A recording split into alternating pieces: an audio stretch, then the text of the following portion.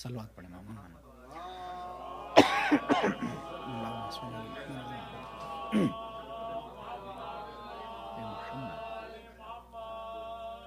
اعوذ باللہ من الشیطان اللعین الرجیم بسم اللہ الرحمن الرحیم الحمد للہ الذی هدانا لهذا وما كنا لنهتدي لولا ان هدانا الله لقد جاءت رسل ربنا بالحق ثم الصلاة والسلام على اشرف الانبیاء والمرسلین سیدنا و نبینا بالقاسم مصطفیٰ محمد اللہم صل علی محمد وعلى اہل بیتہ الطیبین الطاہرین المعصومین المظلومین المنتجبین المنتخبین الغر المیامین ولعنت اللہ علی اعدائہم اجمعین من الآن الى قیام یوم الدین اما بعد فقد قال اللہ الحکیم فی القرآن الکریم وقولہ الحق وهو اصدق القائلین بسم اللہ الرحمن الرحیم والعصر ان الانسان لفی خسر الا الذین آمنوا وعملوا الصالحات وتواصوا بالحق وتواصوا بالصبر صلوات پڑھیں اللہم صل علی محمد وآل محمد وعجل۔ عزیزان گرامی، سورہ عصر کے سلسلے میں گزشتہ رات میں نے آپ کی خدمت میں اپنی معروضات کو پیش کیا تھا، اور اس میں خداوند عالم زمانے کے نبی یا زمانے کے امام کی قسم کھا کر اس بات اور اس موضوع کو محکم بنا رہا ہے کہ انسان خسارے میں ہے۔ اگر خسارے سے بچنا ہے تو ایمان کی منزلوں میں آنا پڑے گا، نہ صرف ایمان کی منزلوں میں آنا پڑے گا بلکہ عمل صالح انجام دینا پڑے گا، اور اس عمل صالح کے نتیجے میں حق کو پہچاننا پڑے گا اور صبر کا لوہا ماننا پڑے گا۔ کہ اگر انسان ان تمام چیزوں کو، اب صبر کہتے کسے؟ صبر اس کی عظمت کے لیے اتنا ہی کہنا کافی ہے کہ خداوند عالم نے قرآن مجید میں مختلف مقامات پر اس موضوع کے ساتھ اپنی محبت اور اپنی ہمراہی کا اعلان کیا ہے، اور 70 سے زیادہ مرتبہ قرآن مجید میں صبر کی عظمت کو بیان کیا ہے۔ ہم اور آپ جس چیز کو صبر کہہ دیتے ہیں، صبر کی ڈیفینیشن وہ کچھ اور ہے، لیکن خدا جسے صبر بیان کرتا ہے وہ کچھ اور۔ کسی بھی چیز کی ڈیفینیشن، اس کی تعریف میں دو چیزیں ضروری ہیں، جامع الافراد اور مانع الاغیار۔ کسی بھی چیز کی جب تعریف کی جائے تو اس میں وہ تمام چیزیں موجود ہوں جو اس سے متعلق ہوں، اور تمام برائیاں دور ہوں جو اس میں نہیں ہونی چاہیے۔ اگر قلم ہے اور لکھتا نہیں ہے تو پھر وہ تعریف قلم میں نہیں آتا۔ یعنی جامع افراد اور مانع اغیار کسی بھی چیز کی ڈیفینیشن کو بیان کرنے کے دو اصول ہیں، کہ وہ تمام خوبیاں اس میں موجود ہوں اور وہ تمام برائیاں اس سے دور ہوں۔ ہم جس چیز کا نام صبر کہتے ہیں وہ حقیقت میں صبر نہیں ہے بلکہ مجبوری ہے۔ اللہ مجبوری اور صبر کو جدا کرتا ہے کہ بغیر کسی خوف و خطر کے ناگوارا حالات کو برداشت کرنے کا نام صبر ہے۔ کہ بغیر کسی خوف و خطر کے ناگوار حالات کو اللہ کے لیے برداشت کرنے کا نام صبر ہے. ایسا نہیں ہے. شمر سے کہتے تھے عابد نہ سمجھنا بیمار، مردہ چاہوں تو جلا دوں وہ مسیحا میں ہوں.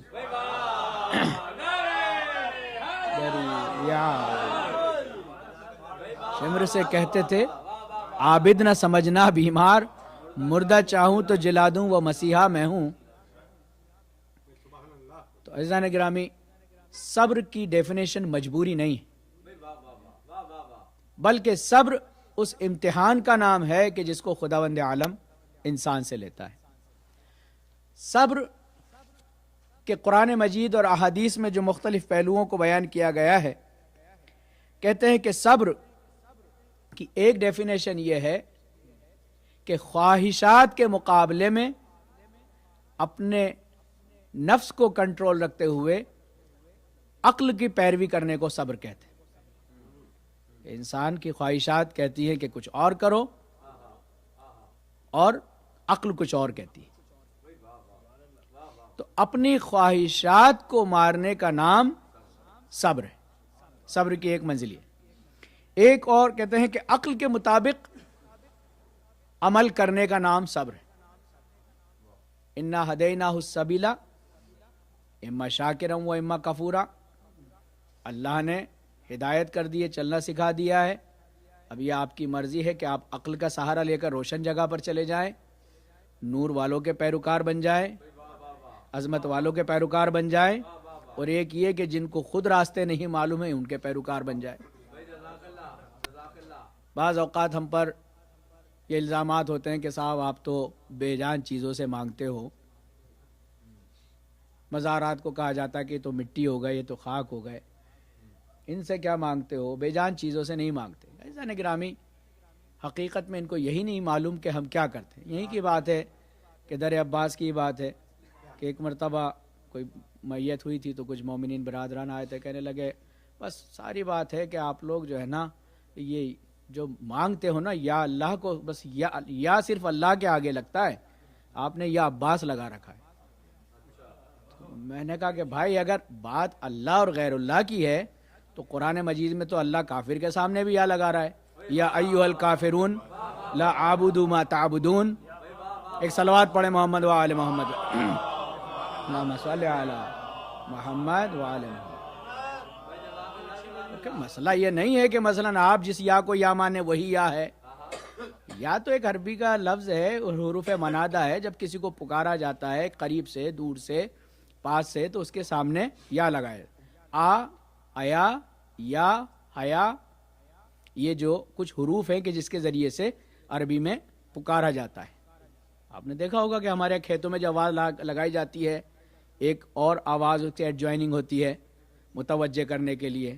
یا پھر ہم کسی کو کہتے ہیں تو سنیں توجہ توجہ، سمجھ رہے نا. بعض اوقات انگریزی میں دوسرے اٹینشن پلیز کہا جاتا ہے.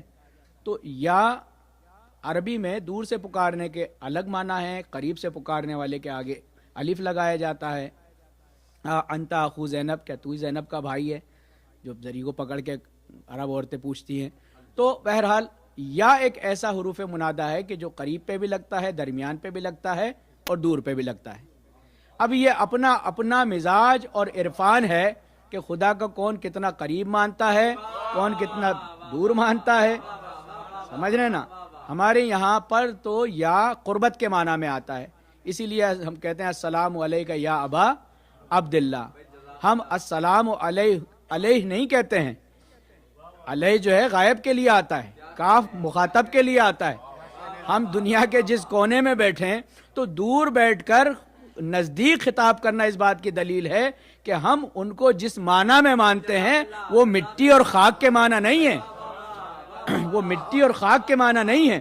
اگر مٹی کے معنی ہوتے تو ہم دور کرتے، علیہ تربت کہتے، ان کی قبر پر ہمارا سلام نہیں. ہم کہتے ہیں علیکہ، السلام علیکہ یا ابا عبداللہ، میرا آپ پر سلام ہو یا یمنا رسول اللہ یا ابا عبداللہ. تو ایزان گرامی، لاجک کا ایک قانون ہے، لاجک کا ایک قانون ہے منطق کا. اور ان کے یہاں پہ منطق جائز نہیں، ان کے یہاں جائز نہیں مدرسے میں منطق پڑھانا. اور جس چیز سے سیدھا انسان ہوتا ہے وہی نہیں سکھائی جاتی. سمجھ نا. اسی وجہ سے تو یہ ہے کہ اللہ میاں آئیں گے اور اپنا پیر جہنم میں ڈالیں گے، کیونکہ سمجھ میں ہی نہیں آتا کہ وہ آئیں گے. ہمارے یہاں پہ معنی ہی دوسرے، قرآن کو ہی نہیں سمجھا جا رہا ہے. اس کی وجہ یہی ہے کہ وہ سمجھ میں نہیں آ رہی ہے. سمجھ میں آئے تو کیسے، جو کچھ سامنے بس وہی سمجھ میں آ رہا ہے. تو منطق کا قانون ہے خطوط، نصوب اور عقود. عقود کہتے ہیں گرہ کو، سال گرہ. پہلے کی عورتیں کہتی تھی اپنے پلو میں گرہ باندھ لیتی تھی، اور پھر جیسے ہی وہ گرہ ہاتھ میں آتی تھی تو بات یاد آ جاتی تھی کہ بھئی کس لیے باندھی تھی. اب گرہ بے جان ہے لیکن کچھ تو سکھا رہی ہے. لاجک یہ تو کہتی ہے کہ کسی چیز کی طرف متوجہ کرا رہی ہے. سمجھ رہے نا، اسی کے لیے سال گرہ کہتے ہیں. اب تو بچے نہیں سمجھتے، لیکن پہلے ڈوری میں گرہ باندھی جاتی تھی، ان کو گنا جاتا تھا کتنی گرہ ہو گئی تو کہتے بھئی آج 25ویں سال گرہ ہے. سمجھ رہے نا، تو وہ بے جان دھاگا اور وہ گرائیں ہمیں بتاتی تھی. نہ ان کے اوپر کوئی ڈیجیٹل سسٹم میں لکھا ہوتا تھا، نہ وہ زبان سے بولتی تھی، لیکن وہ ہمیں بتاتی تھی کہ یہ ہو گئے، اتنے سال ہو گئے. اس کو کہتے ہیں، اور اسی سے وہ بنا، اور پھر کیلکولیٹر بنا، اور پھر کمپیوٹر بنا. اسی سے تو بنا ہے. 101010 کیا ہے؟ 1010 سے تو بنا ہے. عدم وجود، عدم وجود، عدم وجود، اسی سے کمپیوٹر بنا ہے. اور میں اکثر پڑھتا ہوں کہ 0 + 0 کتنا ہوتا ہے؟ 0. 0 + 0 + پھر 0. آپ یہاں سے چائنا تک چلے جائیں 0 لگاتے ہوئے، رزلٹ کیا ہوگا؟ لیکن اگر اس میں عصمت کا 1 جڑ جائے تو ہر 0 اپنے میننگ دے گا، ہر 0 اپنا وجود ظاہر کر دے گا. اگر عصمت کا اکائی اس میں لگ جائے تو ہر 0 اپنے معنی بنا لے گا. تو عزیزان گرامی، ہم اس عدم کو وجود اسی لیے تو دے رہے ہیں کہ اگر یہ قطرہ سمندر میں مل جائے تو جاویدہ ہو جائے. صلوات پڑھے محمد و آل محمد پر. اللہم صلی علی محمد و آل محمد. تو یہ ہے عقود. عقود کہتے ہیں گرہ کو. دوسرا لاجک کا قانون یہ ہے نصوب. نصوب یعنی نصب کرنا. ہم کہتے ہیں علم نصب کرنا، نصب کرنا. ہم ہندوستان سے چلے، ترنگا نظر آ رہا تھا، چلتے گئے دیکھا کہ 2 رنگا پرچم نظر آ رہا ہے، تو فوراً عقل نے کہا اب تو پاکستان آ گیا. کس نے بتایا؟ وہاں جو نصب تھا پرچم، اس نے بتایا. بے جان ہے، بولتا نہیں ہے، لیکن یہ ہدایت کر رہا ہے کہ آپ کہاں کھڑے. اکثر لوگ ہمالیہ پروت کہتے ہیں کہ صاحب فلاں ملک کا آدمی ہمالیہ پہ گیا، بڑی سختیوں سے پہنچا، سمجھ رہا شاید میرے علاوہ کوئی نہیں آ سکتا. جب وہاں پہنچا تو کہا رہے مجھ سے پہلے تو 20 ملک آ چکے. تو وہاں پہ کیسے پتہ چلا؟ کوئی بتانے والا بیٹھا تھا. کہا نہیں، وہاں 20 ملکوں کے پرچم لگے ہوئے تھے. تو کیا وہ پرچم بول رہا تھا، کچھ کہہ رہا تھا، وہاں کچھ لکھا ہوا تھا؟ کہا نہیں مولانا، بولنے کی ضرورت ہی نہیں ہے. اس بے جان پرچم نے لوگوں کو سمجھا دیا کہ اس ملک کا نمائندہ آیا ہے. اس کو کہتے ہیں نصوب. اس کے ذریعے انسان پتہ لگا لیتا ہے یہ بے جان ضرور ہے لیکن ہدایت کرتا ہے. سمجھ رہے نا؟ اس کے بعد ہوتا ہے ایک خطوط، جس کے ذریعے سے یہ ٹریفک کا نظام چلتا ہے. پتہ چلا کہ ہمیں شجی بھائی لے کر آ رہے ہیں اور باتیں کرتے جا رہے ہیں، اور بغیر کچھ جی پی ایس دیکھے ہوئے ادھر موڑتے ہیں، ادھر موڑتے ہیں، ادھر موڑتے ہیں، ادھر موڑتے ہیں. ہم نے کہا لگتا ہے کہ یہ روڈ آپ کے سامنے ہی بنا ہے. کہا نہیں مولانا، یہ میرے سے بہت پہلے بنا ہے، لیکن آپ تو اس کے بارے میں ایسا جانتے ہیں، ٹرن ٹو رائٹ، لیفٹ، یہ وہ. کہ نہیں مولانا، یہ جو سائیڈ میں جو بورڈ لگے ہوئے ہیں اس پر. میں نے کہا اس بورڈ پہ تو کچھ بھی نہیں لکھا ہوا ہے. کہا کہ اگر لکھا ہوا ہوتا تو ہر ڈرائیور تو پڑھا لکھا نہیں ہوتا ہے. ضروری نہیں ہے کہ ہر آدمی پڑھا لکھا ہو، اور اگر پڑھا لکھا ہے بھی تو اتنی اسپیڈ میں پڑھے گا کیسے؟ تو کہا بس یہ ایک ایرو بنا دیا جاتا ہے. یہ ایرو کبھی رائٹ مڑ جاتا ہے، کبھی لیفٹ مڑ جاتا ہے، کبھی جو ہے پیچیدہ راہ بھی بتاتا ہے. تو کہا پھر اس کے کیا معنی ہے؟ کہا اس کے معنی یہ ہے کہ یہ ایرو ہمارا راستہ ہے. اگر یہ رائٹ مڑ رہا ہے تو یہ راستہ ٹرن ٹو رائٹ ہے، اگر لیفٹ مڑنا ہے تو ٹرن ٹو لیفٹ ہے. اگر پیچیدہ راستہ ہے تو پیچ و خم بنائے جاتے ہیں. کہیں بستر بنے ہوئے آ گئے تو کہا صاحب یہاں پر ہوٹل آ گیا، ہاسپٹل آ گیا. بچے نظر آئے تو کہا اسکول آ گیا. یعنی کچھ نہ کچھ اب بے جان بورڈ پہ بس یہ بنے ہوئے ہیں، نہ یہ بورڈ بول رہا ہے نہ وہاں کی لکھاوٹ بول رہی. تو معلوم یہ ہوا کہ بے جان بورڈ اگر عقل کی بنیاد پہ لگائے جائیں، علم کی بنیاد پر لگائے جائیں، آگاہی کی بنیاد پر بنائے جائیں تو بے جان خطوط انسان کی ہدایت کر سکتے ہیں۔ وہ جو لائننگز آپ کو، روڈ لائن جو آپ کو ہدایت کر رہی ہے، وہ اس کے پیچھے عقل کار فرما ہے۔ ایسا نہیں ہے کہ شہر کے دیوانوں کو ووٹ دے دیے گئے تھے، جا کر جہاں دل میں آئے لگا دو، پتہ چلا دریا پہ جا کے لگا دیا گو ہیڈ کا بورڈ۔ صلوات پڑھیں محمد و آل محمد، اللہم صلی علی محمد و آل۔ کچھ بورڈ غلط جگہ پہ لگ گئے، کچھ بورڈ غلط جگہ پہ لگا دیے گئے ہیں، تو وہ بیچارے ویسے ہی جا رہے ہیں لوگ۔ صلوات پڑھیں محمد و آل محمد، محمد صلی علی محمد و آل محمد۔ تو عزیزان گرامی، یہ کہنا کہ بے جان چیزیں ہدایت نہیں کرتی، یہ ایسا نہیں ہے۔ الشمس والقمر بحسبان، یہ سورج اور یہ ستارے، یہ چاند اور سورج، یہ سب کیلکولیٹڈ ہے۔ اس کے بارے میں کچھ نہ سمجھنا کہ یہ ہم نے ایسے ہی بنا دیے۔ جب ہم نے ان کے راستوں کو طے کر دیا ہے تو کیا ان کے راستوں کو طے نہیں کریں گے جو راستے بتانے کے لیے آئے؟ قرآن مجید کی جو حکایات ہیں، قرآن کے 3 مین سبجیکٹ ہیں، ایک توحید ہے، ایک تاریخ ہے، اور احکام ہے۔ 1/3 قرآن میں اللہ کی توحید کو بیان کیا گیا ہے، اسی وجہ سے سورہ توحید کو پڑھنے کا 1/7 قرآن کا ثواب ہے۔ ہم کہتے ہیں نا سورہ فاتحہ تو 1 الحمد سے شروع کرتے ہیں، اور 3 قل کا مطلب 1/3 3 ٹائم قرآن کو پڑھنے کا ثواب ایک فاتحہ میں ملتا ہے ہمیں، کیونکہ 1/3 قرآن کا سبجیکٹ توحید ہے، 1/3 قرآن کا سبجیکٹ احکام ہے، 1/3 قرآن کا سبجیکٹ تاریخ ہے۔ یہ تاریخ بیان کرتا ہے۔ اب یہ جو تاریخ بیان کی ہے قرآن نے، یہ جو داستانیں بیان کی ہیں، یہ سلانے کے لیے نہیں ہے کہ بزرگ کہانی سنا دے تو بچہ سو جائے۔ ہماری کہانیاں سلانے کے لیے ہوتی ہیں، قرآن کی کہانیاں جگانے کے لیے ہوتی ہیں۔ سمجھ رہے ہیں؟ اللہ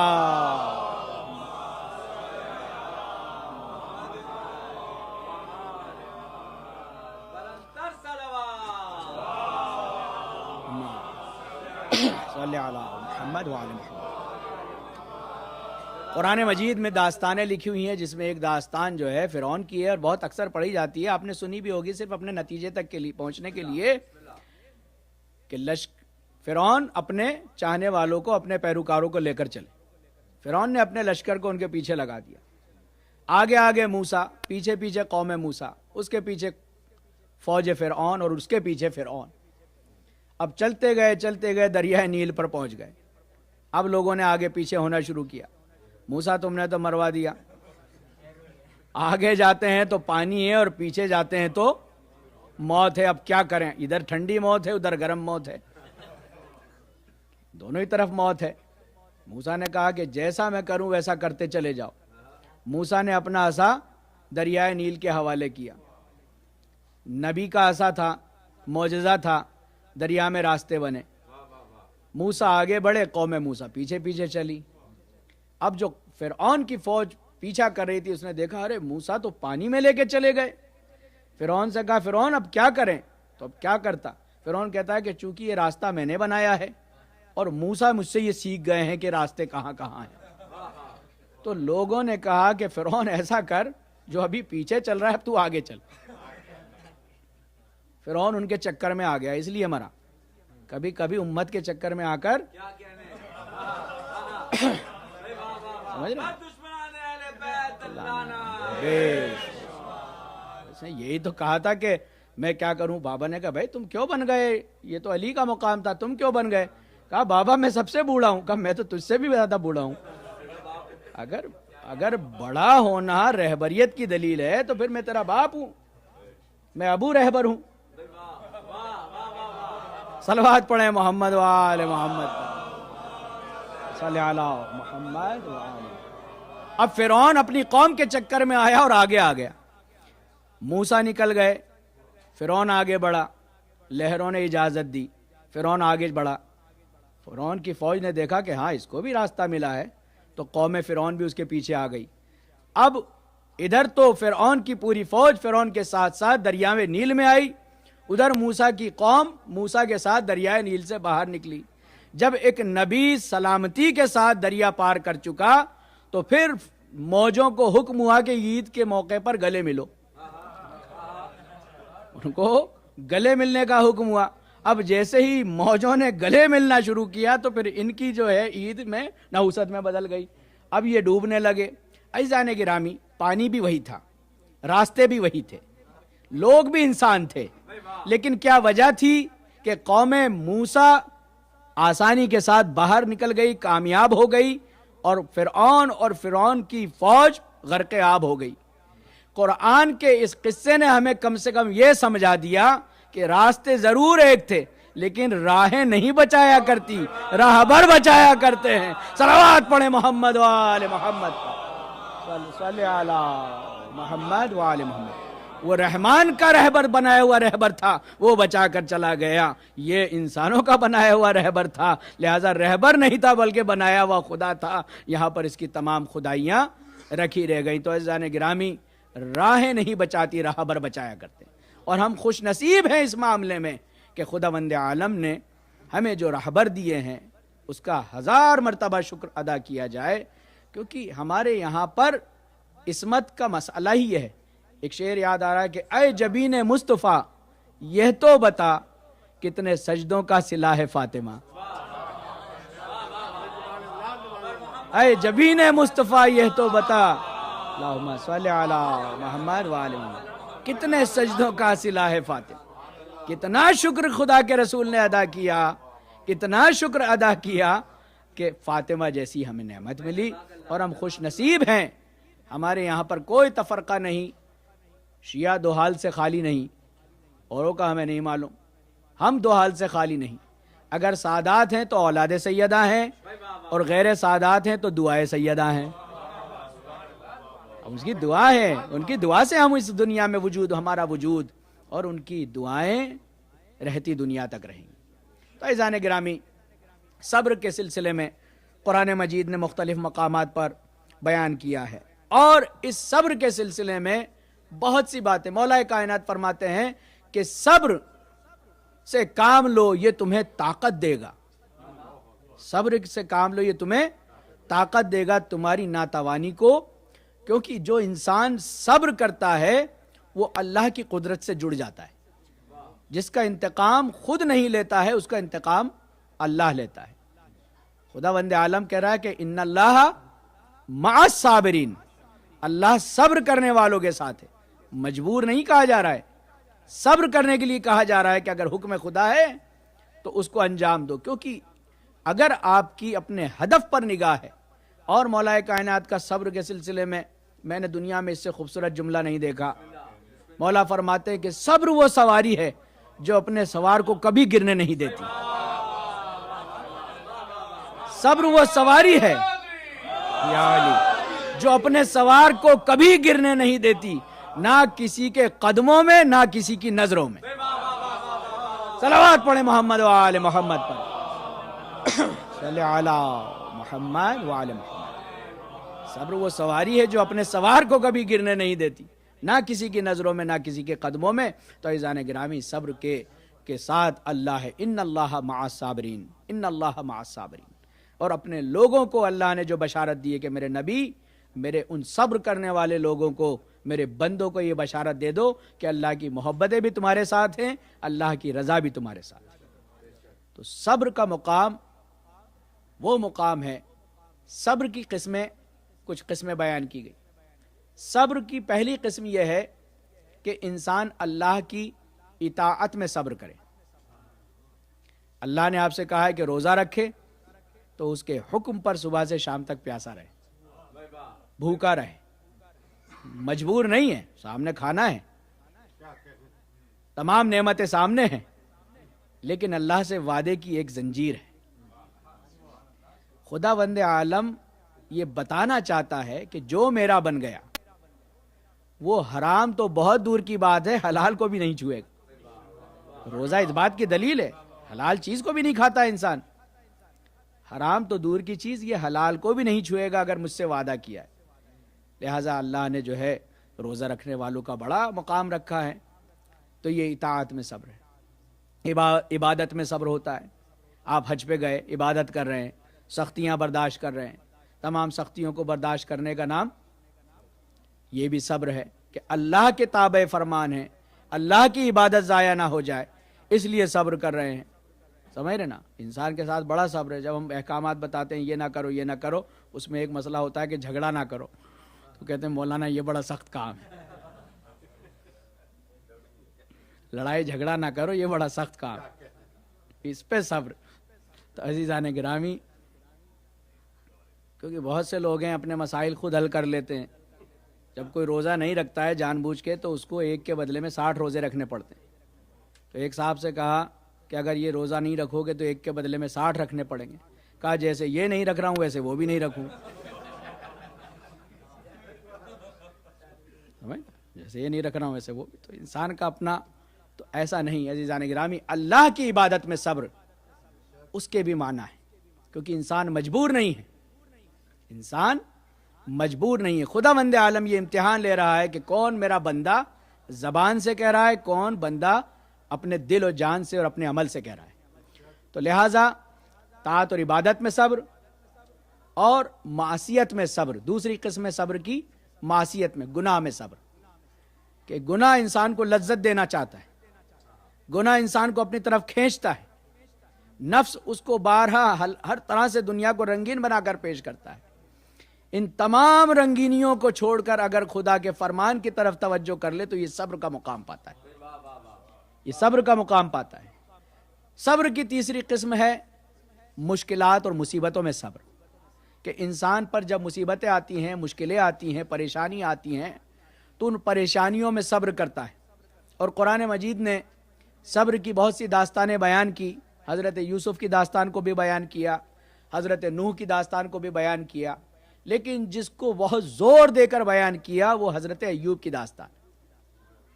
حضرت ایوب پیغمبر کی داستان کو قرآن مجید میں اب بہت سے لوگوں نے جو اپنے آپ کو مفسرین کہتے ہیں، جب در آل محمد سے تفسیر نہیں لیتے ہیں تو قرآن بھی سمجھ میں نہیں آتا، کیونکہ قرآن مجید کو سمجھنا، کیونکہ ایک شخص امام محمد باقر علیہ السلام کی خدمت میں آیا، اللہم صلی علی محمد وآل محمد، کہتا ہے کہ فرزند رسول قرآن کی میرے بات سمجھ میں نہیں آتی. کہیں کہیں تو قرآن کہتا ہے کہ یہ پورا قرآن محکم ہے، کبھی کہتا ہے کہ پورا قرآن متشابہ ہے، کبھی قرآن کی کچھ آیتیں کہتی ہیں کہ یہ قرآن کچھ محکم ہے کچھ متشابہ ہے. محکم ان آیات کو کہتے ہیں جو آسانی سے سمجھ میں آ جاتی ہیں، متشابہ ان آیات کو کہتے ہیں جس کو سمجھنے کے لیے بہت غور فکر کرنا پڑتا ہے. تو کہیں تو کہہ رہا ہے کہ قرآن پورا سمجھا ہوا ہے، سلجھا ہوا ہے، اور کہیں یہ پورا قرآن الجھا ہوا ہے. اور کچھ آیتیں کہتی ہیں کہ یہ قرآن کچھ سلجھا ہے کچھ الجھا ہے. بھئی یہ تین آیتیں ہیں، تین طرح کی باتیں کر رہی ہیں. فرزند رسول کون سی صحیح ہے؟ بات کون سی صحیح ہے؟ امام نے فرمایا اگر یہ ظاہری انسان دیکھے تو کہے کہ بات ایک ہونی چاہیے، مرد کی زبان ایک، قرآن کی زبان ایک ہونی چاہیے. سمجھ رہے ہیں؟ تو کہتے ہیں کہ نہیں، قرآن تین طرح کی باتیں کر رہا ہے. کبھی کہتا ہے پورا قرآن الجھا ہوا ہے، متشابہ ہے، کبھی پورا قرآن سلجھا ہوا ہے، پورا قرآن محکم ہے، کبھی کہیں کہتی ہے آیت کہ قرآن کچھ سمجھا ہوا ہے کچھ الجھا ہوا ہے کچھ سلجھا ہوا ہے. تو امام نے فرمایا کہ یہ تینوں آیتیں اپنی جگہ پر صحیح ہیں. جہاں پر لکھا ہے کہ قرآن پورا سلجھا ہوا ہے اس سے مراد ہماری ذات ہے، اس سے مراد ہماری ذات ہے کہ کچھ لوگوں کے لیے قرآن پورا سلجھا ہوا ہے، وہ اس قرآن کے ہر زیر و زبر کو سمجھتے ہیں. اور جہاں لکھا ہے پورا قرآن الجھا ہوا ہے وہ ہمارے دشمنوں کے لیے کہ وہ بڑی خوبصورت تلاوت اور قرات تو کر لیں گے لیکن سمجھ میں کبھی نہیں آئے گا. اور یہ قرآن جہاں لکھا ہے کہ کچھ سلجھا ہے کچھ الجھا ہے یہ ہمارے چاہنے والوں کے لیے. جہاں جہاں وہ ہم سے تعلق رکھتے رہیں گے قرآن سلجھتا چلا جائے گا، جہاں ہمارا دامن چھوڑیں گے وہاں قرآن میں الجھ جائیں گے. تو عزیزان گرامی ان سے ملے بغیر اگر یہ قرآن سمجھ میں نہ آئے کہ جو انسان سازی کی کتاب ہے جس کے ذریعے انسان اسی بلبوتے پر تو ادھر جانا چاہتا ہے، تو عزیزان گرامی نبوت میں اور امامت میں یہی تو فرق ہے. نبی وہاں سے شریعت کو لاتا ہے، امام شریعت کے ساتھ انسان کو وہاں پہنچاتا ہے. نبی شریعت کو لاتا ہے، نافذ کرتا ہے، اور امام اپنے انڈرٹیکنگ اس شریعت کو نافذ نفوذ کو دیکھ کر اس کو صحیح راستہ دیتے ہوئے وہاں تک پہنچاتا ہے. تو عزیزان گرامی قرآن مجید کی مختلف داستان میں حضرت ایوب کے معاملات کو، حضرت ایوب کی داستان کو بیان کیا۔ مفسرین نے کہا کہ حضرت ایوب نے ایسا کیا ہوگا، ویسا کیا ہوگا، ایسا کچھ نہیں ہے عزیزان گرامی۔ شیطان نے حضرت ایوب ایسا نہیں کہ انہوں نے ناشکری کی تھی یا کوئی ترک اولا کیا تھا۔ اکثر لوگوں نے لکھ دیا کہ شاید ان سے کوئی خطا ہو گئی تھی نعوذ باللہ، لہٰذا کوئی نہ، ان کے یہاں تو خطا لکھا جاتا ہے، ترک اولا بھی نہیں کہا جاتا، کہ یہاں پر خطا ہو گئی ہوگی، لہٰذا اللہ تو جو ہے فَمَن يَعْمَلْ مِثْقَالَ ذَرَّةٍ خَيْرًا يَرَهُ وَمَن يَعْمَلْ مِثْقَالَ ذَرَّةٍ شَرًّا يَرَهُ، اسی وجہ سے جو ہے حضرت ایوب کو امتحان میں اور مصیبت میں ڈالا۔ عزیزان گرامی مصیبت ہر جگہ جو ہے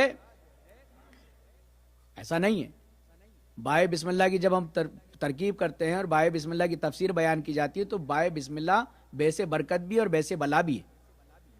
یہ نقطہ کچھ لوگوں کے لیے بلا ہے اور کچھ لوگوں کے لیے برکت ہے، سمجھ رہے نا؟ تو جب قرآن مجید کو نہیں سمجھ میں آتے تو کہتے ہیں کہ نعوذ باللہ حضرت ایوب سے نہیں، حضرت ایوب سے ناشکری کی بنیاد پر ایسا امتحان نہیں ہوا تھا، بلکہ شکر گزاری کی زیادتی کی بنیاد پر یہ امتحان ہوا تھا۔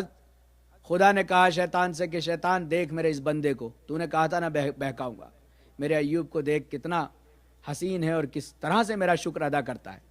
کہا کہ خدایا یہ سب کہنے کی باتیں ہیں، تیری نعمتیں بڑی فراوان ہیں اس پر، اس لیے شکر ادا کر رہا ہے، ذرا چھین کر دیکھ، پتہ چل جائے گا یہ کیا کرتا ہے۔ شیطان نے چیلنج کیا اس بات کو۔ اللہ کو رہتی دنیا تک اپنے بندوں کی اور اپنے مخلص بندوں کی پہچان بتانی تھی، شیطان کو اس بات کا اختیار دیا کہ کس طرح سے تو اس کا امتحان لینا چاہتا ہے۔ حضرت ایوب کے باغات خشک ہو گئے، کھیتیاں تباہ اور برباد ہو گئیں، اولاد بیمار پڑنے لگی، ایک کے بعد ایک اولاد چلی گئی۔ حضرت ایوب کے شکر میں کوئی کمی نہیں آئی۔ لَإِن شَكَرْتُمْ لَأَزِيدَنَّكُمْ، اگر تم میرا شکر کرو گے تو میں تمہیں زیادہ کروں۔ شیطان حضرت ایوب کے امتحانات کو پہلے ان کی ملک پہ آتا ہے، ملک کے ذریعے آپ کا امتحان لیا صبر کا، حضرت ایوب کامیاب ہو گئے۔ اس کے بعد اولاد کے لیے آئے، ایک کے بعد ایک اولاد اس دنیا سے چلی گئی۔ خدایا تو نے ہی دیا تھا، تو نے ہی لے لیا۔ امام خمینی کے ایک فرزند کا انتقال ہو گیا تھا، اپنی زوجہ کو بتانا تھا کہ کیا کرنا ہے۔ کہا کہ بینک کا نظام جانتی ہو تم؟ کہا کہ جانتی ہوں۔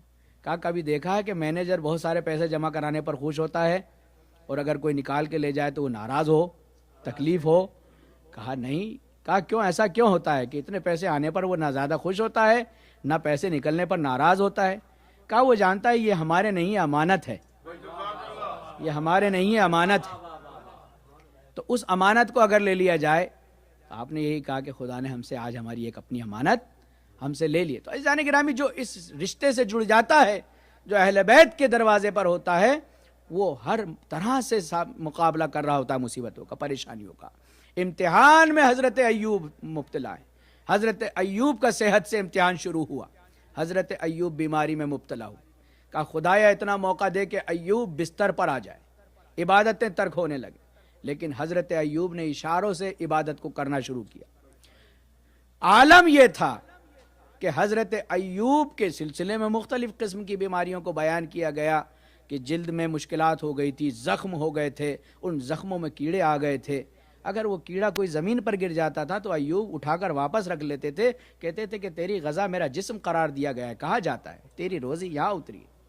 حضرت ایوب نے ہر طرح کا امتحان دیا، ہر طرح کے صبر کے امتحان۔ خداوند عالم جس کو صبر کہے، عزیزان گرامی جس کو امتحان کہے، ہم تو صرف بیان اور سننے کی منزل میں ہیں، ابھی ہم نے دیکھی نہیں ہے، لیکن ہاں اتنا ضرور جانتے اگر درک کرے کہ کسی انسان کی جو ہے کھیتی تباہ ہو جائے تو اس کو کتنا دکھ ہوتا ہے، اس کی محنت ہوتی ہے، اس کی وابستگی ہوتی ہے، اس کی وابستگی ہوتی ہے اس کے ساتھ۔ ہم اور آپ اکثر کیا کرتے ہیں، سیب کھاتے ہیں، آدھا کھایا اور پھینک دیا۔ میں نے اکثر دیکھا ہے کہ جن لوگوں کے باغات ہوتے ہیں اگر آپ ان کے سامنے پھینک دیں ان کو بڑی تکلیف ہوتی، ان کو بڑی تکلیف ہوتی۔ کیوں؟ کیونکہ وہ جانتے ہیں کہ اس پوزیشن تک آنے میں اس نے اپنے کتنی راتوں کو اس نے کالا کیا، کتنی چیزوں کو، بہت سی چیزیں ایسی ہیں کہ انسان کوئی قیمت اس کا بدل نہیں ہو سکتی، قیمت اس کو دلاسا دے سکتی ہے لیکن اس کا بدل نہیں ہو سکتی. تو جس باغ کو, جس کھیت کو اس نے لگایا ہو اس کے سامنے تباہ ہو جائے, جن بچوں کے ذریعے اس کا گھر لے لا رہا ہو وہ بچے ایک کے بعد ایک چلے جائیں, جس صحت مندی کے ساتھ وہ لوگوں کی مدد کر رہا ہو وہ صحت گر جائے, جس قوت سے وہ اللہ کی طاعت اور عبادت کر رہا ہو وہ قوت چھن جائے, اور یہاں تک کہ حال یہ ہو جائے کہ لوگ بیماری کے نام پر ایوب سے جدا ہو جائیں اور کہیں کہ اگر ایوب کے پاس گئے تو تمہارے اندر بھی یہ بیماری آ جائیں گی. اور حضرت ایوب کبھی پریشان نہیں ہوئے, لیکن ایک مرتبہ راہبوں کا ایک گروہ آیا اور ان کے جانے کے بعد ایوب بڑے ایوب روئے. پوچھا گیا ایوب کیوں رو رہے ہو؟ زوجہ نے کہا آپ کیوں رو رہے؟ کہا کہ میں اللہ کے امتحان پر ناراض نہیں ہوں. آج ان راہبوں نے یہ کہا کہ ضرور تم نے کوئی گناہ کیا ہے جو تمہارے ساتھ ایسا ہو رہا ہے. میں اس بات سے کہ میرا خدا وہ تو رحمان و رحیم ہے, میری انسان ہے قرض, لیکن امام نبی ہے, معصوم ہے. کہا کہ میں نے خدا کی شان میں کوئی گستاخی نہیں کی, میں نے کچھ نہیں کیا. حضرت ایوب نے تمام چیزوں پر صبر کیا. عزیزان گرامی, ایوب کے حالات ایسے ہو گئے کہ سانس لینا دشوار ہو گیا. حضرت ایوب اشارہ کرتے تھے, اشاروں سے اپنی باتوں کو. گھر میں کھانا نہیں, کسی چیز کی کوئی گنجائش نہیں کہ کوئی دوا آ جائے, کوئی چیز کھانے کو مل جائے. ایک طبیب نے کہا کہ میں ایوب کے لیے ایک نسخہ ایجاد کر کے جاتا ہوں, اگر اس کو گوشت کھلایا جائے تو ایوب صحت مند ہو جائے گی. اتنا پیسہ, اتنا مال نہیں کہ گوشت خریدا جائے. عزیزان گرامی, یہ نبوت کا گھرانہ ہے. یہ بات عورتیں آپس میں ذکر کر لیتی ہیں. ایوب کی زوجہ نے اپنی پڑوسن سے اس بات کا ذکر کیا کہ ایوب کو گوشت بتا کر گئے ہیں لیکن اتنا پیسہ نہیں کہ ایوب کے لیے میں گوشت خریدوں, گھر کی کوئی چیز باقی نہیں رہی. تو اس نے کہا کہ میں محلے کے قصاب سے گفتگو کرتی ہوں, شاید وہ کچھ قرض دے دے, شاید وہ رحم کھا کر تمہیں گوشت دے دے. وہ پڑوسن جاتی ہے اور اس سے قصاب سے پوچھتی ہے کہ بھائی کچھ نبی ایوب کو گوشت دے دو. کہا کچھ قیمت لائی ہو؟ کہا کچھ بھی نہیں ہے ان کے پاس. تو کہنے لگی میں نے سنا ہے کہ ایوب کی جو زوجہ ہے اس کے بال بڑے خوبصورت ہیں, اس سے کہو کہ مجھے سر پہ نہیں دکھا سکتی تو بال توڑ کے دے دے تاکہ میں وہ بال دیکھ لوں. عزیزان گرامی, بال جب تک سر پہ ہوتا ہے تو وہ شریعت کے پیرائے میں ہوتا ہے. بال جب سر سے ٹوٹ جاتا ہے تو پھر اس پر شریعت کا حکم نہیں لگتا ہے. ٹوٹے ہوئے بال کا پردہ نہیں ہے. جو حجاب واجب ہے بال کا, وہ جب تک اس کی ذات سے جڑا ہے. ٹوٹنے کے بعد زوجہ ایوب نے یہ سوچتے ہوئے کہ بال کے ٹوٹنے کے بعد شریعت کا قانون اس پر نافذ نہیں ہوتا, لہٰذا کوئی گناہ نہیں ہے, اپنے سر کا ایک بال توڑ کے اس عورت کو دے دیا. وہ لے کر گئی اور گوشت لے کر آئی. حضرت ایوب کے لیے گوشت تیار ہوا, ان کے سامنے رکھا گیا. ایوب نے پوچھا یہ کہاں سے آیا؟ نبی کی زوجہ جانتی ہے کہ میں ان سے کسی بات کو چھپا نہیں سکتی.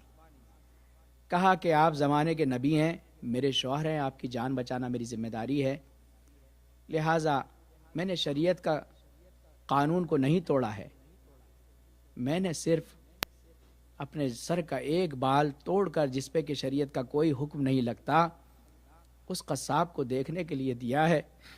جناب ایوب بستر پر لیٹے ہوئے تھے, منہ کے بل زمین پر گر گئے. کہا خدایا میری ناموس سے امتحان نہ لے, تیری راہ میں ہر طرح کا صبر ایوب کو برداشت ہے, لیکن میری ناموس کے ذریعے میرا امتحان نہ لے. عزیزان گرامی, ایک بال تھا جو ٹوٹنے کے بعد شرعی حیثیت نہیں رکھتا تھا. خدا کا وہ نبی کہ جس کے نام سے صبر کی داستان رقم ہے, وہ نبی زمین پر گر جاتا ہے اور اتنی دیر گریا کرتا ہے کہ خدایا مجھے برداشت نہیں کہ میری ناموس سے میرا امتحان لے. میں کہوں گا صبر ایوب زندہ باد. ارے قرآن نے تیرے صبر کو بیان کیا, لیکن ذرا سید سجاد کو آ کر دیکھ کہ سید سجاد کس طرح سے بار بار جیتا ہے اور بار بار مرتا ہے. جزاک جزاکم ربکم خیر الجزا، خدا آپ کو کسی غم میں نہ رلائے۔ غم آل محمد کے عزیزان گرامی، فخر ایوب کو اگر دیکھنا ہے تو شام کے بازار میں دیکھے، شام کے بازار میں دیکھے، نانا کا مدینہ ہے، رہائی کے بعد سید سجاد گریہ فرماتے ہیں، نانا آپ کی امت نے ہمارے ساتھ کیا کیا ہے، ایک ایک ایک ایک ظلم کا بیان کرتے ہیں۔ اصحاب کا مجمع ہے، مسجد النبوی میں گریہ ہوتا ہے، ذاکر ارے مصیبت کا ذکر کرنے والا سید سجاد ہے، حقیقی امام معصوم ہے، جس کی زبان سے جو جملے نکلتے ہیں وہ سولانہ صحیح ہوتے ہیں، ایک ایک جرم کو، ایک ایک ظلم کو امام بیان کرتے ہیں۔ اسی اسنا میں امام کی ایک کنیز، بی بی زینب کی ایک کنیز امام کی خدمت میں آتی ہے۔ سید سجاد، آپ کو شہزادی نے یاد فرمایا ہے، سید سجاد نے فوراً روضہ رسول کو ترک کیا، بیت الشرف کی طرف آئے، دیکھا سیدہ زینب دروازے کے پیچھے کھڑی ماں جائے کے بیٹے کا انتظار کر رہی ہے۔ جیسے ہی دروازہ کھلا، سید سجاد نے پھوپھی کو دیکھا، ایک مرتبہ جیسے ہی زینب کو دیکھا، شام کا بازار یاد آ گیا، جس طرح زینب نے سید سجاد کو دیکھا، بھائی یاد آ گیا، کوفہ اور شام اور کربلا یاد آ گیا۔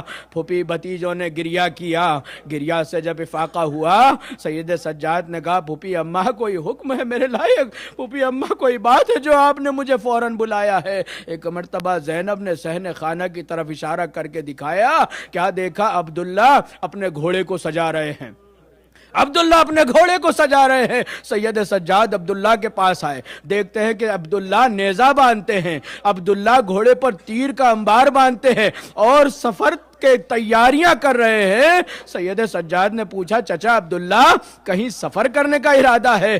جناب عبداللہ نظریں جھکائے ہوئے کہتے ہیں، ہاں شہزادے، میں نے ارادہ کیا ہے کہ شام چلا جاؤں۔ سید سجاد نے جیسے ہی شام کا نام سنا، بہت دیر تک گریہ کرتے رہے۔ عبداللہ نے دونوں شانوں کو پکڑا، کہا، میرے زمانے کے امام، ارے جب سے تیری پھوپھی نے مجھے شام کی حالات سنائے ہیں، خدا کی قسم میری راتوں کی نیندیں حرام ہو گئی ہے، عبداللہ سے سویا نہیں جاتا، عبداللہ سے کھایا نہیں جاتا، میں شام جا رہا ہوں، وہاں کے لوگوں سے پوچھوں گا تم نے آل علی کے ساتھ یہ کیا، اگر جواب نہ دیں گے تو میں جہاد کروں گا، میرے خون کا ایک ایک قطرہ اس راہ میں بتا دوں گا تاکہ میں جواب لوں کہ علی زادی کے ساتھ تم نے کیا کیا۔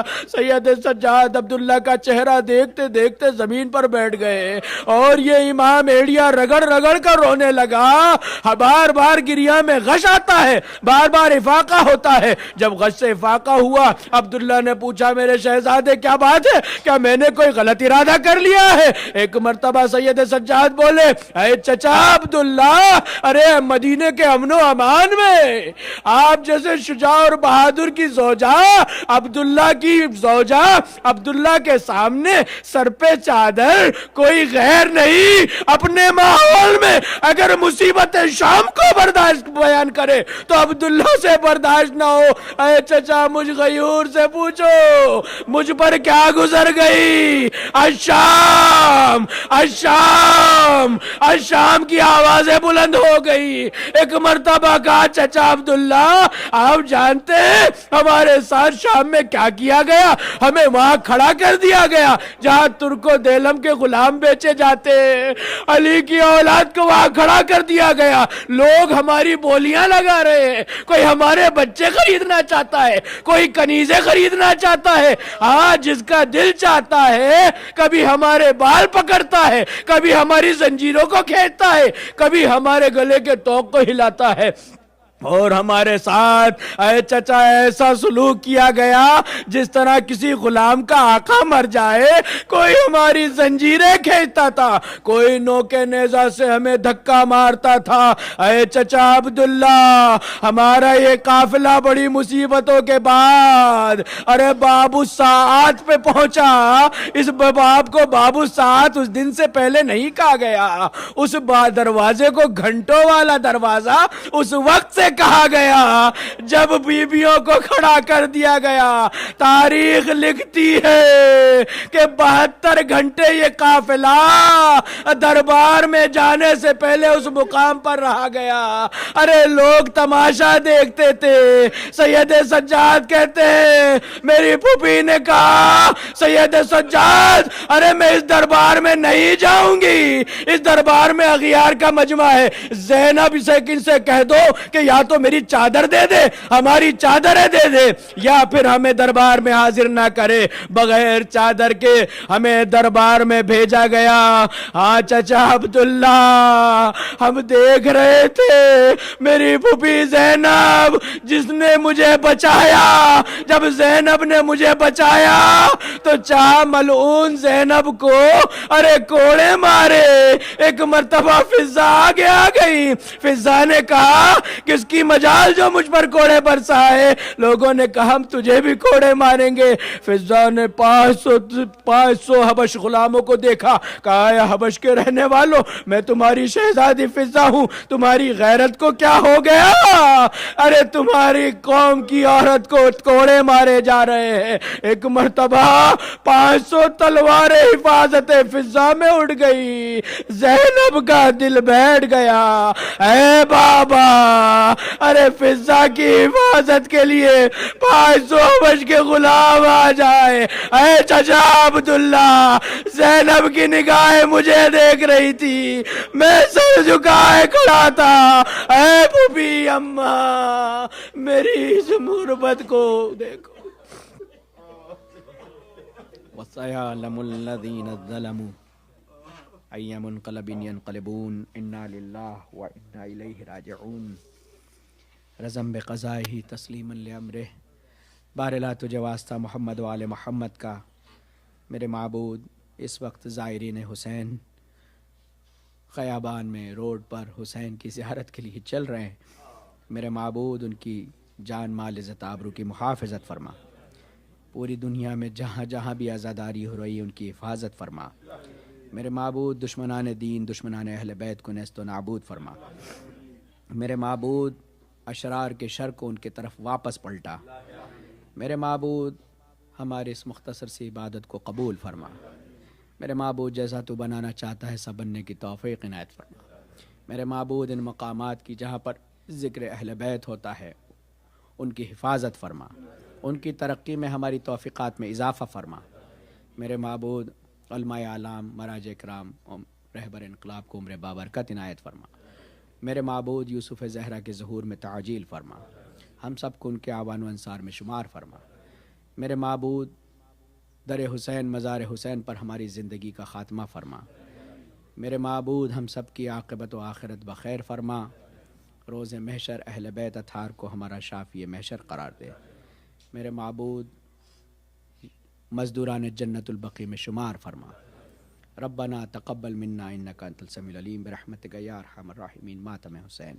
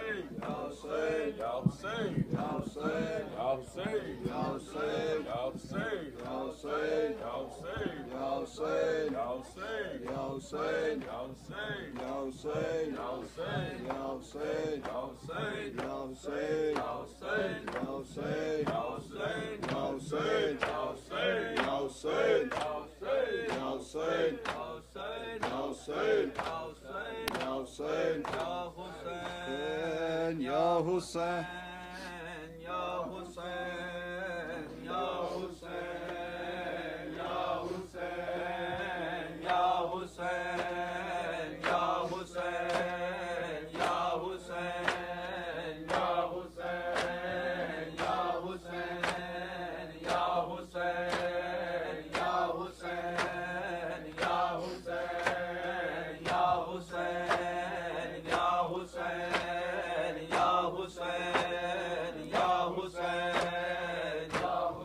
کہا عباس نے، کہا عباس نے ایک آن میں نقشہ پلٹ جائے، کہا عباس نے، کہا عباس نے ایک آن میں نقشہ پلٹ جائے، ہو اذن شیط و نہر القمہ لاشوں سے پٹ جائے، کہا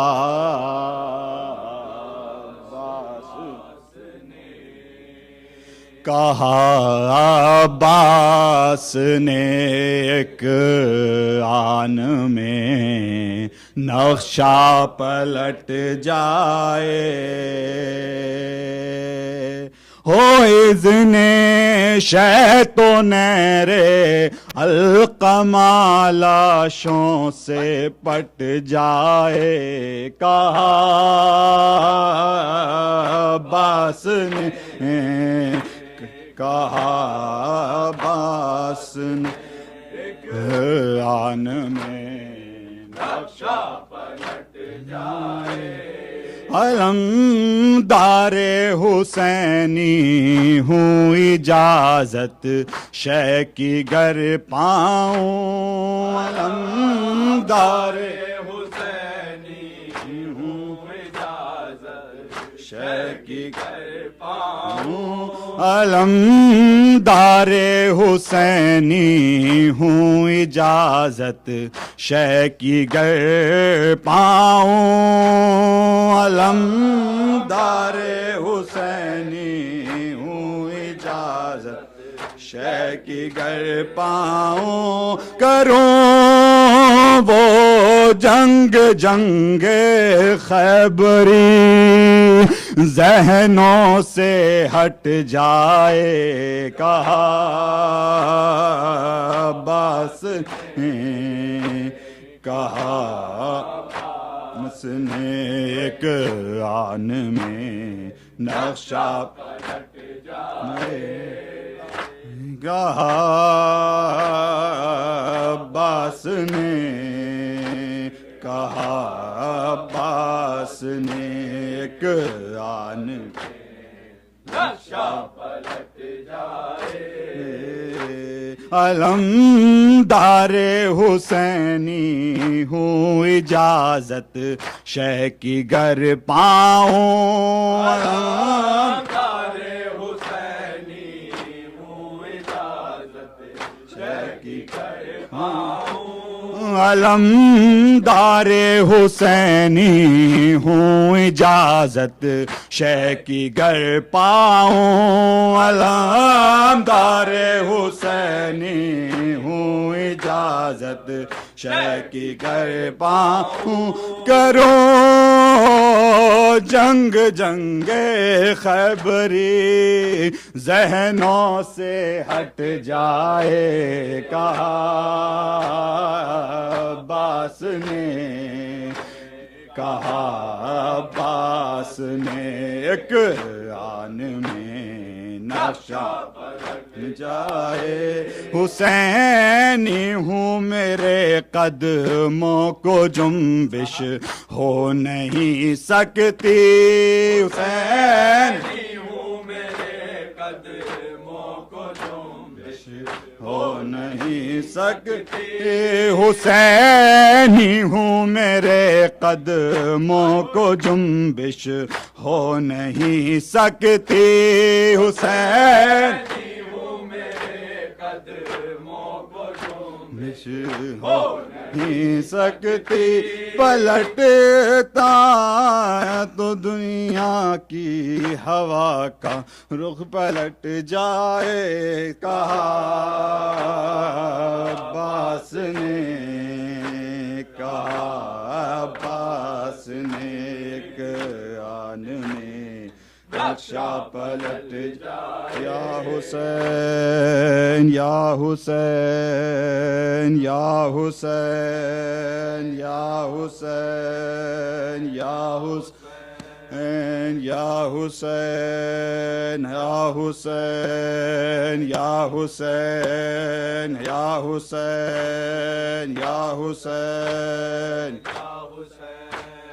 یا حسین یا حسین یا حسین یا حسین یا حسین یا حسین یا حسین یا حسین بیڑیاں پہنے ہوئے قافلہ سالار چلا ہائے بیمار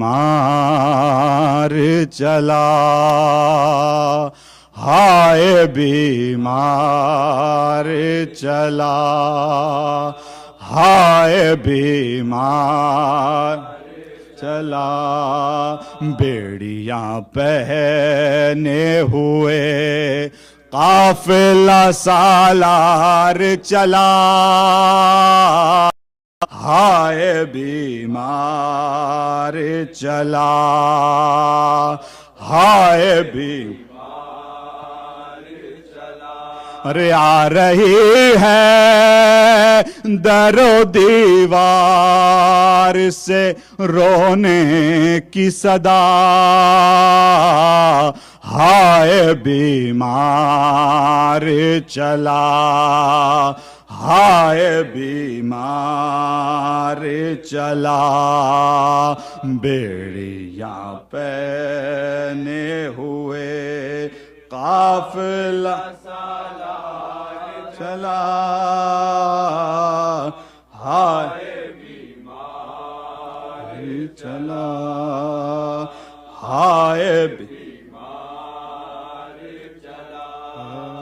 ہائے جلتی ہے زمیں خاک اڑاتی ہے زمیں کوئی سایہ بھی نہیں کوئی سایہ بھی نہیں کوئی سایہ بھی نہیں چابلے پڑے گئے پیروں میں بدن تپنے لگا ہائے بیمار چلا ہائے بیمار چلا بیڑیاں پہنے ہوئے قافلہ سالار چلا ہائے بیمار چلا ہائے بیمار چلا ارے کانٹے چبھ جاتے ہیں درے کبھی پڑ جاتے ہیں یوں سزا پاتے ہیں یوں سزا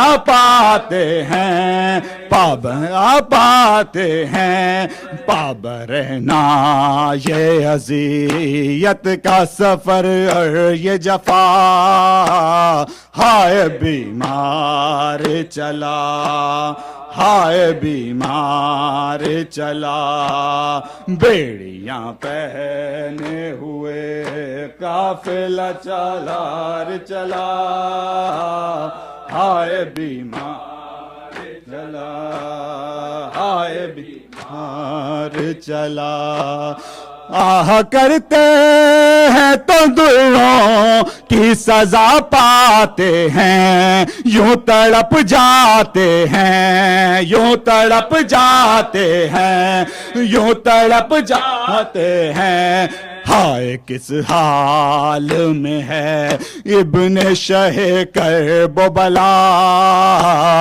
ہائے بیمار چلا ہائے بیمار چلا بیڑیاں پہنے ہوئے قافلہ سالار چلا ہائے بیمار چلا ہائے چلا سر کھلے مسگولے مائے سر کھلے یا حسین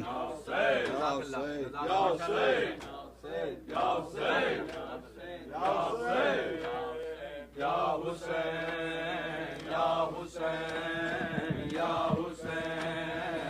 یا حسین یا حسین یا حسین یا حسین یا حسین یا حسین یا حسین یا حسین یا حسین یا حسین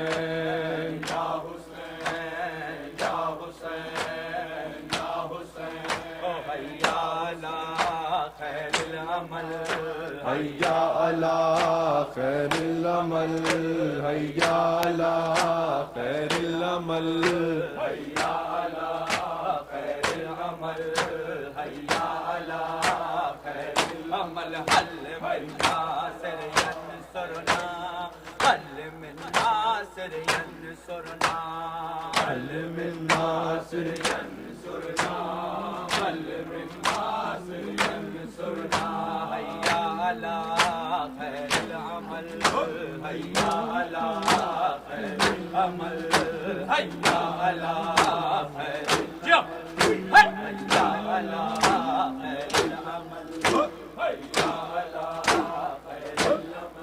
عابد بیمار کی آنکھوں سے خون رکتا نہیں عابد بیمار کی آنکھوں سے خون رکتا نہیں عابد بیمار کی آنکھوں سے خون رکتا نہیں عابد بیمار کی آنکھوں سے خون رکتا نہیں عابد بیمار کی آنکھوں سے خون رکتا نہیں عابد بیمار کی آنکھوں سے خون رکتا نہیں عابد بیمار کی آنکھوں سے خون رکتا نہیں عابد بیمار کی آنکھوں سے خون رکتا نہیں عابد بیمار کی آنکھوں سے خون رکتا نہیں جس کو زینب کے لیے جس کو زینب کے لیے پردہ کہیں ملتا نہیں عابد بیمار کی آنکھوں سے خون رکتا نہیں عابد بیمار کی آنکھوں سے خون رکتا نہیں عابد بیمار کی آنکھوں سے خون رکتا نہیں دیکھو نا میرا تماشا رو کے عابد نے کہا ساتھ میرے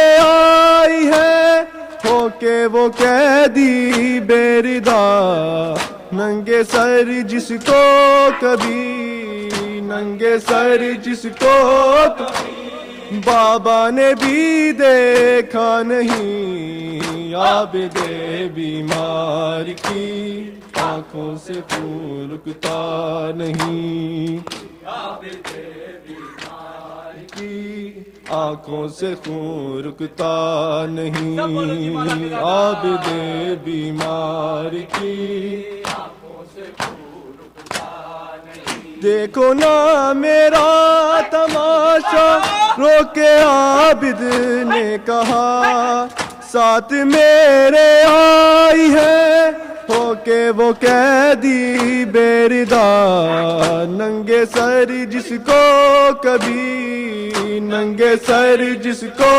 کبھی بابا نے بھی دیکھا نہیں عابد بیمار کی آنکھوں سے خون رکتا نہیں عابد بیمار کی آنکھوں سے خون رکتا نہیں عابد بیمار کی آنکھوں سے خون رکتا نہیں ضد نہ کرنا تم سکینہ سفر میں زینب کے ساتھ پہلو میں سو جانا بیٹی جب بھی ہو جائے گی رات لوٹ کر آئے گا اب لوٹ کر آئے گا اب بیٹی تیرا بابا نہیں عابد بیمار کی عابد بیمار کی آنکھوں سے خون رکتا نہیں عابد بیمار کی آنکھوں سے خون رکتا نہیں ضد نہ کرنا تم سکینہ سفر میں زینب کے ساتھ پہلو میں سو جانا بیٹی جب بھی ہو جائے گی رات لوٹ کر آئے گا اب لوٹ کر آئے گا اب بیٹی تیرا بابا نہیں عابد بیمار کی آنکھوں سے خون رکتا نہیں عابد بیمار کی آنکھوں سے خون رکتا نہیں عابد بیمار کی آنکھوں سے خون رکتا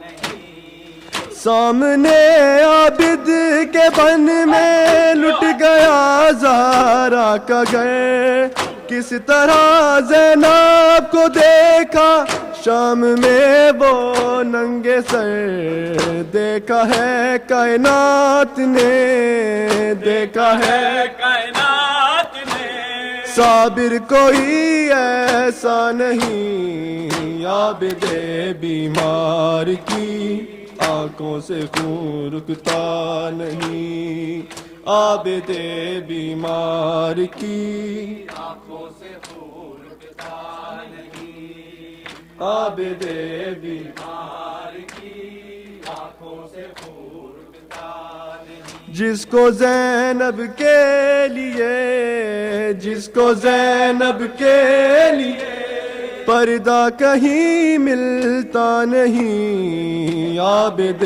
بیمار کی آنکھوں سے خون رکتا نہیں عابد بیمار کی آنکھوں سے خون رکتا نہیں دیکھو نا میرا تماشا رو کے عابد نے کہا ساتھ میرے آئی ہے کہ وہ قیدی بیردہ ننگے سر جس کو کبھی ننگے سر جس کو کبھی بابا نے بھی دیکھا نہیں عابد بیمار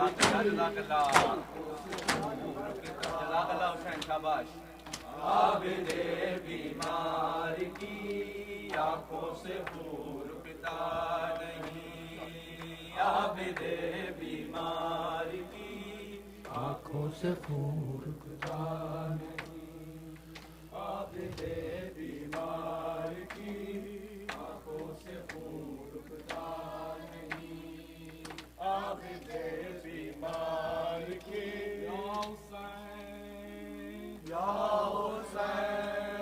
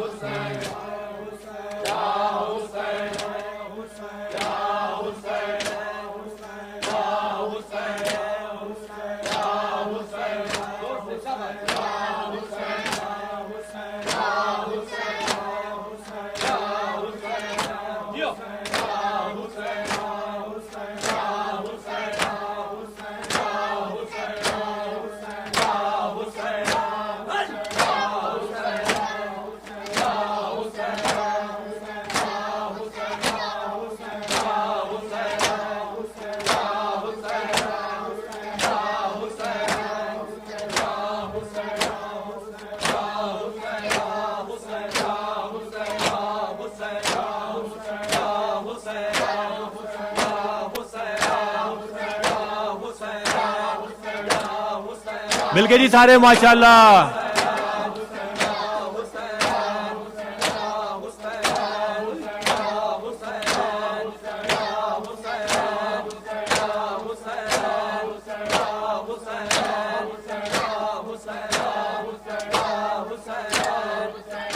ہائے چلیاں چلیاں شام درامانو بھیڑا درد ستائیاں. ہائے چلیاں چلیاں شام درامانو بھیڑا درد ستائیاں. ہائے چلیاں چلیاں شام درامانو بھیڑا درد ستائیاں. ہائے چلیاں چلیاں شام درامانو بھیڑا درد ستائیاں. ہائے چلیاں چلیاں شام درامانو بھیڑا درد ستا. سب پڑھو.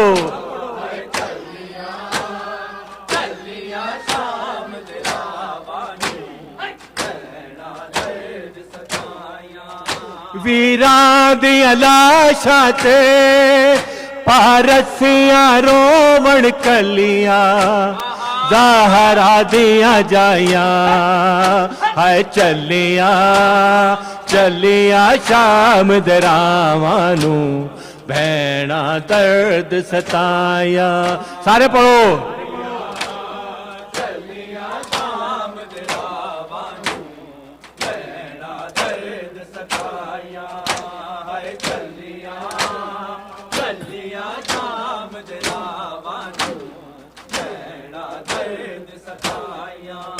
ویراں دیاں لاشاں تے پارسیاں رومن کلیاں زہرا دیاں جائیاں.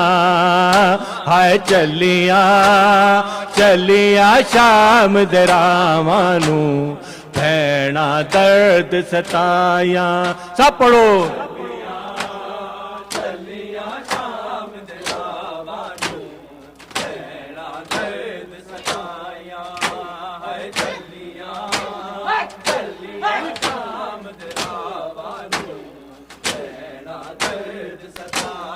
ہر بی بی نے الوداع کہہ کے لاش عباس تے بین کیتا.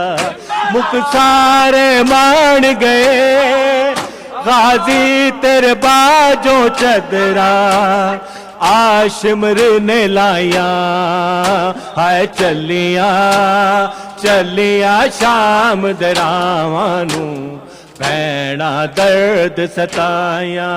سب پڑھو.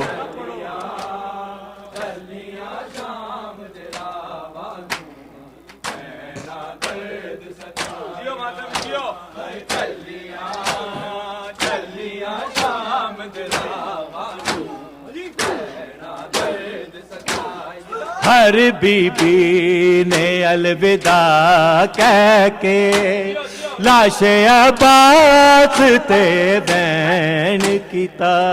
مک سارے مان گئے غازی تیرے باجوں چدرا آشمر نے لائیاں.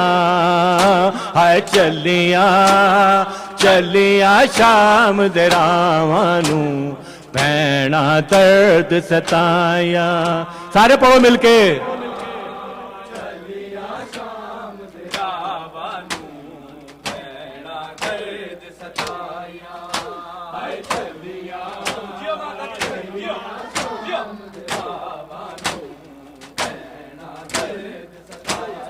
ہائے نبی ذاتیاں نے پردے لئی منہ لکایا نال والاں دے. عصمت دیاں پلیاں نے درباراں دے پردے لئی سر مٹیاں نے پائیاں. ہائے چلیاں چلیاں شام درامانو بھیڑا درد ستائیاں. سب پڑھو.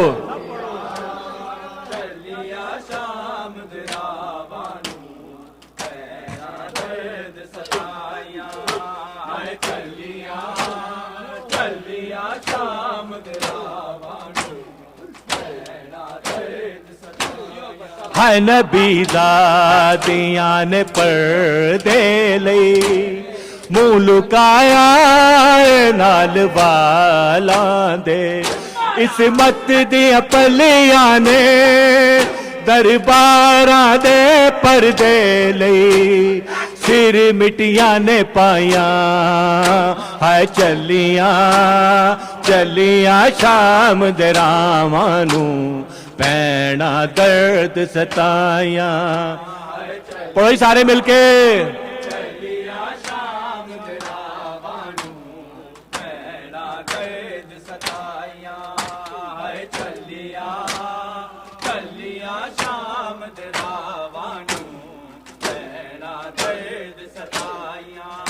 ਵੀਰਾਂ ਦੀਆਂ ਲਾਸ਼ਾਂ ਤੇ ਪਾਰਸੀਆਂ ਰੋਵਣ ਕਲੀਆਂ ਜ਼ਹਰਾ ਦੀਆਂ ਜਾਈਆਂ ਹਾਏ ਚੱਲੀਆਂ ਚੱਲੀਆਂ ਸ਼ਾਮ ਦੇ ਰਾਵਾਂ ਨੂੰ ਭੈਣਾ ਦਰਦ ਸਤਾਇਆ ਸਭ ਪੜੋ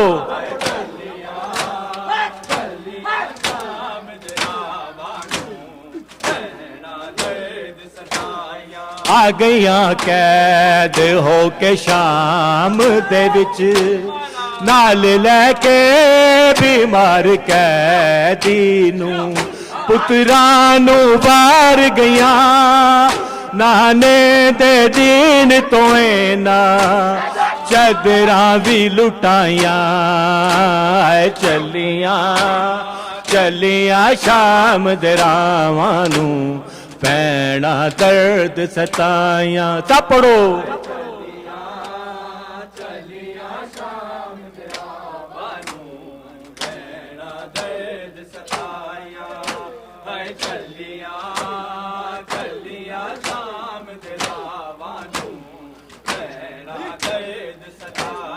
ਆ ਗਈਆਂ ਕੈਦ ਹੋ ਕੇ ਸ਼ਾਮ ਦੇ ਵਿੱਚ ਨਾਲ ਲੈ ਕੇ ਬਿਮਾਰ ਕੈਦੀ ਨੂੰ ਪੁੱਤਰਾਂ ਨੂੰ ਵਾਰ ਗਈਆਂ ਨਾਨੇ ਦੇ ਦੀਨ ਤੋਂ ਨਾ ਚਾਦਰਾਂ ਵੀ ਲੁਟਾਈਆਂ ਹਾਏ ਚੱਲੀਆਂ ਚੱਲੀਆਂ ਸ਼ਾਮ ਦੇ ਰਾਵਾਂ ਨੂੰ ਭੈਣਾ ਦਰਦ ਸਤਾਇਆ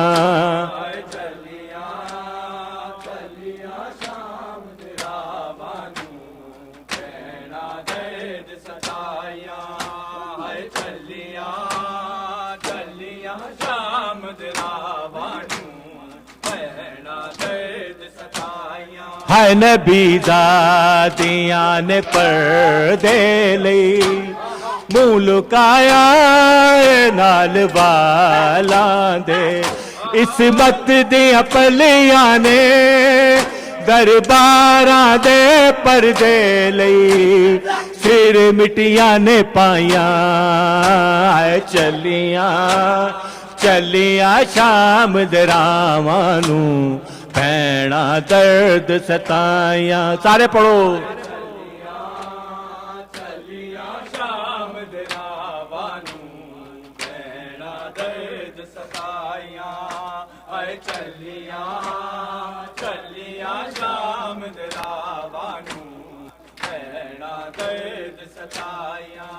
ਵੀਰਾਂ ਦੀਆਂ ਲਾਸ਼ਾਂ ਤੇ ਪਾਰਸੀਆਂ ਰੋਵਣ ਕਲੀਆਂ ਜ਼ਹਰਾ ਦੀਆਂ ਜਾਈਆਂ ਹਾਏ ਚੱਲੀਆਂ ਚੱਲੀਆਂ ਸ਼ਾਮ ਦੇ ਰਾਵਾਂ ਨੂੰ ਭੈਣਾ ਦਰਦ ਸਤਾਇਆ